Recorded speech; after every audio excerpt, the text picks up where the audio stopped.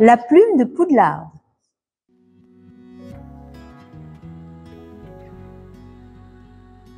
Je prête ma voix au personnage de Dolores Ombrage, qui est jouée par Imelda Staunton, qui est une magnifique comédienne. Voilà. Pour ma partie, en tout, il y a eu 2 jours et demi déjà, où il n'y avait que moi. Et après, avec des raccords ou avec des camarades, 2 autres journées de présence. Voilà.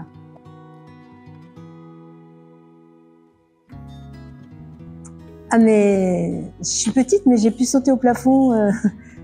J'étais très heureuse, très contente, vraiment très contente. J'étais assez hallucinée parce que j'y croyais pas du tout.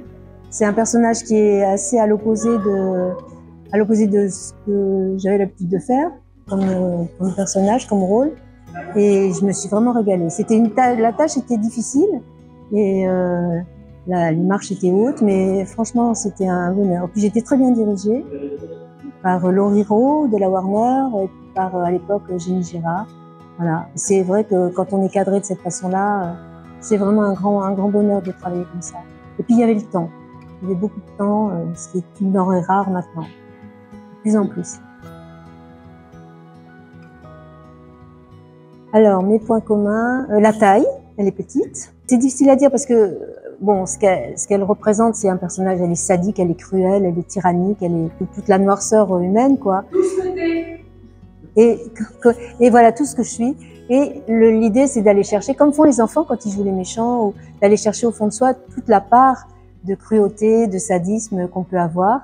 Et c'est assez amusant, mais c'est vrai que quand je ressortais de ma partie à doubler, je me sentais comme nettoyée, purgée, parce que j'avais expurgé tout ce qui pouvait être négatif et la noirceur humaine. Voilà. Et puis il y a tellement à faire quand on est sur un rôle comme ça. Il faut respecter ce qui est donné par le personnage.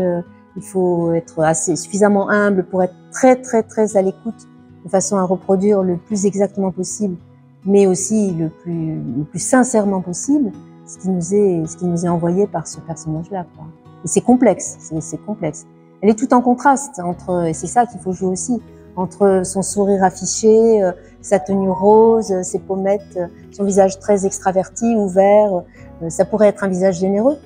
Et puis la noirceur humaine, tout ce qu'elle représente de caricatural aussi.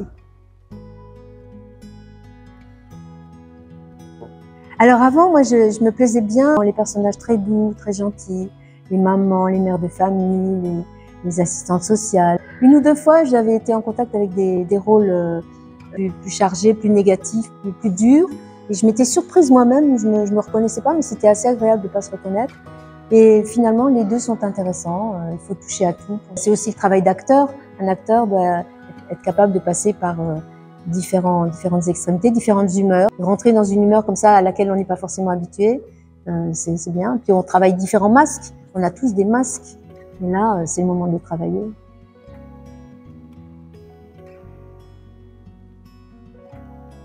Ah oui, enfin, qu'est-ce que vous en pensez? Vous reconnaissez ma voix? Oui, des accents, voilà, c'est ça. Alors, il était dit au niveau de la voix, dans le livre, qu'elle avait une voix insupportable. C'était pas le moment de faire une jolie voix. Une voix de petite fille, mielleuse. Voilà, je me suis mise là-dessus. Toujours cette histoire de contraste, de façon à ce qu'il y ait une contradiction apparente entre cette voix qui apparemment est innocente et tout le pouvoir qu'avait cette femme par rapport aux enfants. Oh, ben, je me mets dans Gryffondor, c'est pas mal, pas mal. Elles sont toutes intéressantes, ces maisons.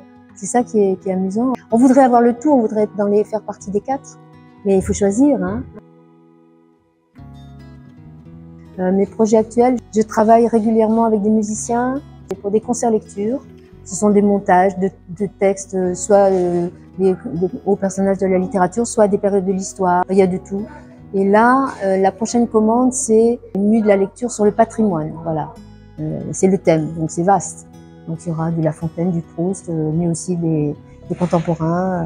Voilà. Je travaille avec différents musiciens, piano, harpe, viole de gamme, guitare, ça dépend. Et j'aime beaucoup ce mariage de la littérature avec la musique. ça me plaît beaucoup, y compris un énorme travail de recherche qui dure quelquefois des mois sur une thématique qui m'est proposée.